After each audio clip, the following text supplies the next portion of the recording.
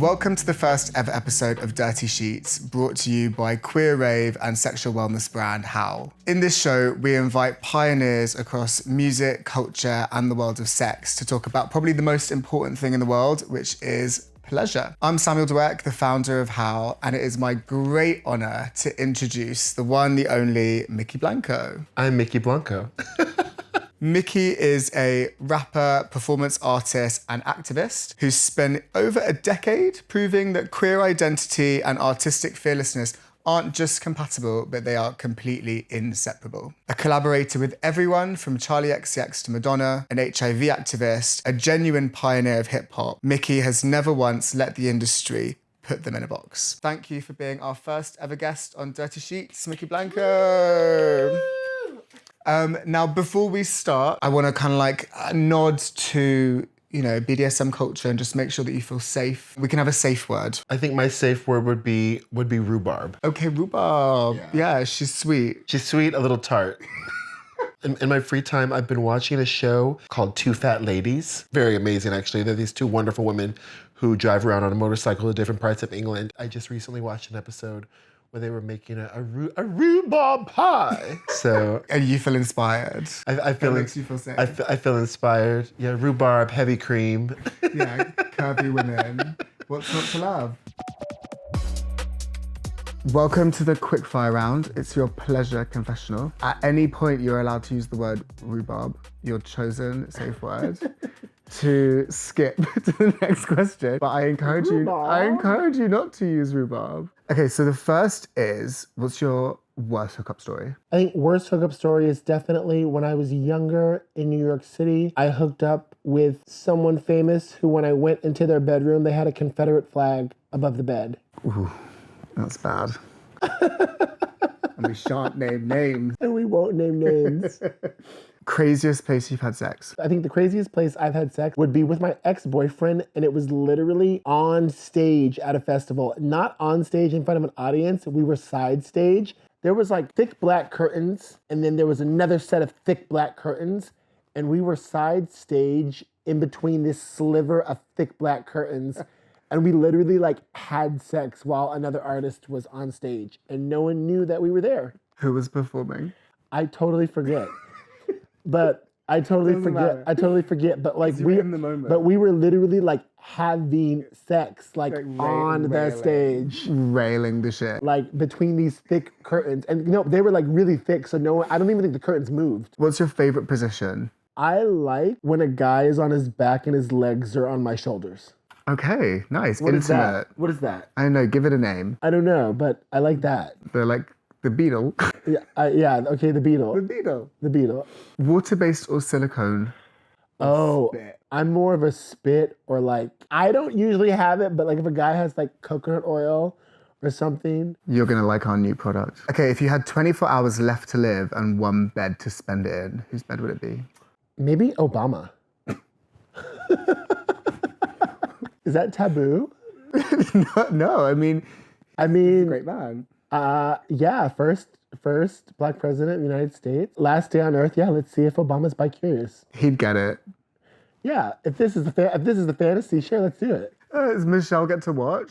Oh my God, no. Cuck Michelle. No, oh my God, that's so horrible. No.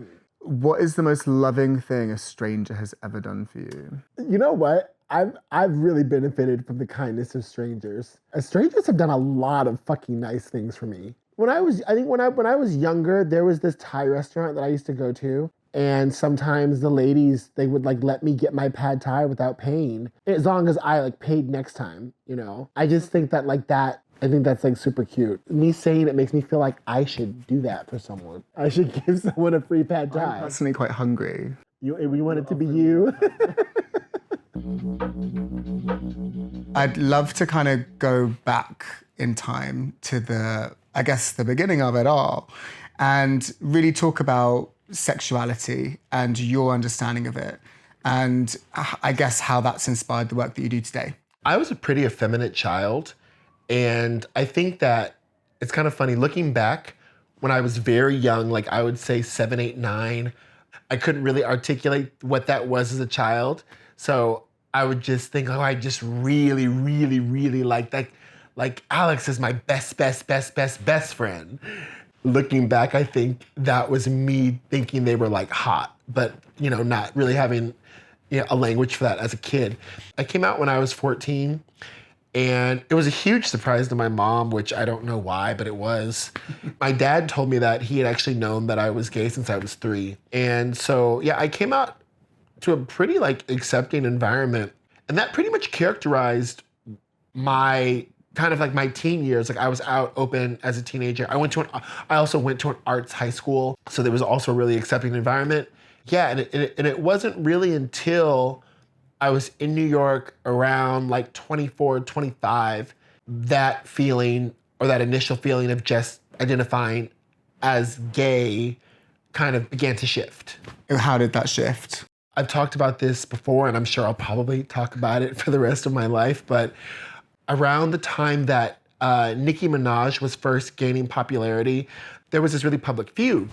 And so one day, inspired by this feud, I had this idea to get in front of my Mac photo booth camera and to do a vlog dressed in drag based on a teenage girl who wanted to be a famous rapper when she got out of high school. Her name was Mykki Blanco, and Mykki Blanco was adjacent to kind of an alter ego that Little Kim had called Kimmy Blanco. I did this just as like a new performance idea, very much so I think in the vein of like someone like Vaginal Davis or Cindy Sherman. When I was doing these videos, I was just dressing in my apartment, and then when I was done with the video, I would, take a shower, take the makeup off. I was doing photo shoots, but everything was just in my bedroom. But one day, after I got done filming a video, I decided to go outside. When I went outside, the reaction that I received from people kind of like blew my mind. It was kind of like stepping into another world. And it was, to be honest, overwhelmingly positive. It was overwhelmingly positive. People were shocked. People were also, I don't know, but then also at the same time, but people were also doing these very gendered things that they would normally have not have done for me as just like a gay guy or just like as a guy in general. Like people were like holding doors. I never forget, I went to McDonald's and like the guys held the door. And like, I was like, what is going on? Anyway. I can get used to this. So I started to go out more and more. I was literally waking up in the morning, doing full makeup, full, hair, everything. And I was never like, I truthfully wasn't thinking of it as drag because I wasn't doing drag. I wasn't doing drag at a club. I wasn't doing drag performances. I was just getting dressed. I was raised both in the Bay Area and in the South. And I was kind of raised more in like the anarchist queer scene. But in New York, all of my friends there had really been raised in the ballroom scene. And so they were raised around femme queens, and they were raised around like the dolls, and they were raised around, like trans matriarchs and patriarchs. And so I think they were seeing something that I wasn't seeing. I think the simplest way that I could describe it is that in the creation of the persona of Mykki Blanco, I actually discovered that that was not a persona, and that was more of like this psychological and spiritual flowering of me really expanding my gender identity and going on what would be this really amazing journey where for a few years I was trans-identified. And it's interesting because it used to be very difficult for me to talk about this. I would say there are certain queer narratives that have been co-opted by Hollywood. So an example of that would be, I wasn't trans and felt like an ugly duckling. And then I became trans and became a beautiful swan, right? Yeah. That's like this, that's like this very commodified point A to point B narrative that is packaged, I think, to the rest of the world about what gender identity is, right? And that's all people can accept. There's no gray area. It's like, oh, okay, you're now a beautiful swan and that's fine, but you can't be in between. It used to be very difficult for me to talk about this, kind of like what was for me to be gender nonconforming and have that journey and have it be this very real thing that I experienced that is a part of my life story that not only ended up being this kind of like creative explosion in my life that has propelled me into the career that I have today, but that really, really, really was this deepening of me understanding an aspect of my character on a soul level that I would never have. And where are you today with it? It sounds like it's one of the most formative things that ever happened to you creatively, personally. There were a few years where I was trans-identified, she, they, and then he, they. There was a point where I was going to medically transition and then decided not to. It gets very intricate, but I would say that for me now, I identify just as he. And yeah, I mean, I just recently turned 40, so I feel very affirmed and solid in that. I don't even want to use the word searching because it wasn't a searching. I use the word flowering because when something flowers, it blossoms. And that's what really happened with me. This is not a new thing, someone particularly experimenting with drag, and then that being like the ding, ding, ding, ding, ding, because of that inner feeling ending up aligning to a different gender trajectory. Yeah, it's a mouthful, but I think, like I said, I think that I am someone where I've had a more platformed gender journey and a more platformed journey of what it is to be gender non-conforming and kind of do this loop. I think the most important thing, though, I would communicate is that with me, it was never a transition to detransition narrative. It was never that. It was definitely way more hippy-dippy and just fluid and loose. And then because it ends up also intertwining with my art and with my music, there was a bit more glamorous. It sounds like you were always quite supported, from your family coming out to the community that encouraged or supported or facilitated your flowering, your kind of gender exploration. And you're also like evolving over time. You actually framing it like that, in this moment right now, I just had an epiphany of gratitude. My mom was very comfortable with me being her gay son, but when I was going to transition, I know she tried, but she was not comfortable with it. There have been little moments, but you just saying that just gave me an epiphany of gratitude because for the most part, I have had a lot of support. And I think I've reflected about that sometimes, but maybe not. Maybe I needed to hear that today. I know that in 2015 you came out publicly as HIV positive. Yeah, that. Which at that time probably was or felt like a huge deal. Oh my God, huge. I mean, like, yeah, we can. Yeah. You keep going.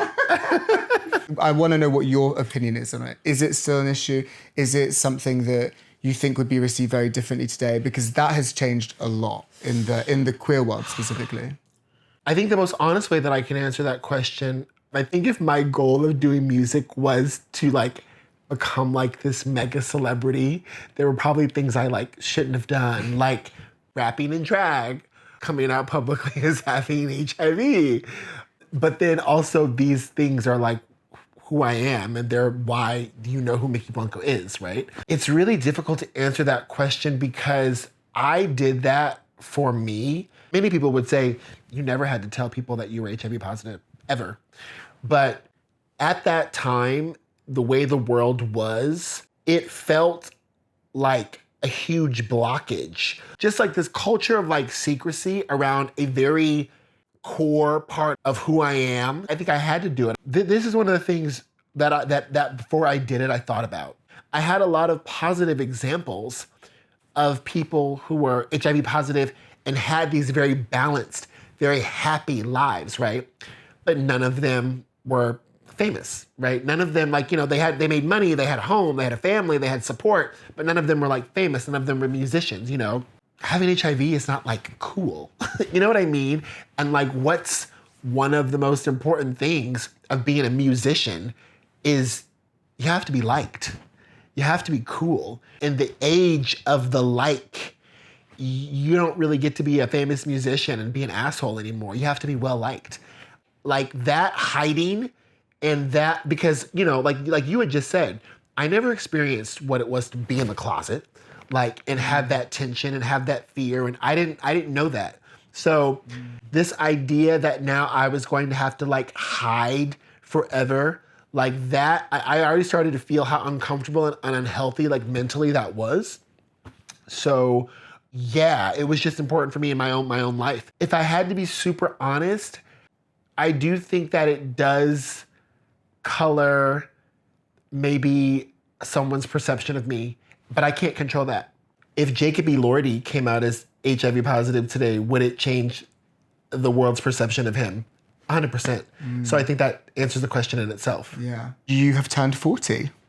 Yeah, I'm 40. Yeah. It's a beautiful age. I think when you like know you're a cool person, you like never worry about aging. At this point now, people can like offer you advice, but no one really like demands you listen to them anymore, which is really great. Coolest thing about being 40 is that like you really now at this age are accountable for all of the decisions that you make. Because like no one, like if you mess up, no one cares. So like if any shit hits the fan, like everyone's just gonna be like, you're 40. Yeah, deal with it. Like deal with it. Usually midday finds me in a bathroom stall, either at a cafe or anywhere, but like just at a bathroom stall. And like, you would think I was cruising, but I wasn't. I was gonna say. You would think Are we cruising? You would think I was cruising, but I'm actually like talking to God. Both can coexist. Both can coexist. And then, oh yeah, and then also this whole entire, like, I'm really, like, I've been adamant about, like, this, like, 200 push-ups a day. Okay, so the body is tea. Which sounds, well, I don't know about that. Let's not go that far. But working on it. How's romance changed, do you think, compared to your 20s, your 30s, and now you've just begun your 40s? But what's your outlook on it compared to what your experiences have been? Since the beginning of 2023, I've been single. I think that's super exciting. I don't know, like I went from living briefly in LA to briefly living in Paris to definitely ready for like the dust to settle and to kind of like provide a template for love, for passion, for A template for romance sounds like a beautiful thing. A template for romance. Maybe that's the name of the next album. Oh, you heard it here first. What can we expect from the new music coming up? I have a new album coming out, and the album is called Cafe Paradiso. Basically, it's like an album for like the wayward metropolitan, which is like my like really pretentious queer artsy way of saying that like it's an album to like muse. I want you to like buy flowers listening to this album. Frolic. Like yeah, like some like I want you to make like a cheese plate with like figs listening to this album. Like, you know, like it's that, like that's how I view the album. I can't wait to make a cheese plate with this. And tell us about the first two singles you've got coming. So the first single is called Little Feet. And it's like this love song about me showing up to this guy's house that I am in love with. And the hook, the song goes, little feet dancing in the street light. My baby and me. I don't sing that part. And then the second song is this like high energy, like electro clash, like romp. And it's called Butt Sex. And it's out June 30th, which is like kind of like perfect for Pride. But yeah, it's... Before we get to Butt Sex, Little Feet, is this someone you're currently in love with? No, but you know, it's an aspirational love. I love that. You know, I'm currently single. Apparently, according to my yearly horoscope, I'm supposed to meet someone this fall. Oh, this fall, huh? This fall, okay. So it's coming soon. Gotta stay in the gym, girls. But let's stay on topic. Let's stay on topic and move on, more importantly, to butt sex. Yeah. The lyrics to that song are really simple. Fuck your face. Let's do it. Fuck your face. Let's do it. I mean... Oh, fuck your face. Let's do it. Oh, fuck your face. Let's do it. Butt sex. I mean, arguably the most important thing, one of the most important things, a reason for living. Sex is the reason why we're all here. Yeah. Butt sex is just for pleasure. Yeah. That's a whole different thing. I love it. Do you? Love it, yeah. Definitely not a side here. Big fan. Well, you've come to the right place. If you need some lube, we can sort you out. Okay, so butt sex is coming. A lot of love, a lot of passion, a lot of romance that you're manifesting over summer. Hopefully, yeah. Well, thank you, Mykki Blanco, for revealing your dirtiest secrets. Thank you. Thank you, Howl. See you guys.